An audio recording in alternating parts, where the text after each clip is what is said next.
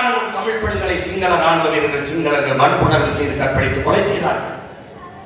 நம்மிடத்தில் ராணுவம் இருந்தது, படை இருந்தது, துப்பாக்கி இருந்தது, பதிலுக்கு பதில் பழிக்கு பழி என்று ஒரு சிங்கள பெண்ணின் தாவணியை கூட நிழலை கூட தொட்டதில்லை. ஏன்? தமிழனின் மாண்பு. இங்கே நாள்தோறும் வன்முணர்வு, கற்பழிப்பு, கள்ளச்சாராயம், காட்டுக்குள்ளே தான் வாழ்ந்தார் வீரப்பன். ஒரு பெண்ணையும் கடத்தி கொண்டு வன்முணர்வு செய்தார். என்ன செய்தி முடியல? காட்டுக்குள்ள சாராய காட்சி வித்தார் வீரப்பன். செய்தி இருக்காது.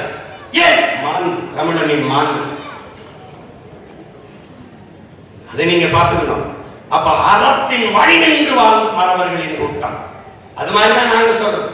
நாம் தமிழர் கட்சி எல்லா மக்களுக்கும், அரசியல் எல்லா உயிர்களுக்கும், தலைமை அதிகாரம் எப்போதும் தமிழர்களுக்கு. ஏன்? இந்த ஒரு நிலம்தான் எனக்கு இருக்கு.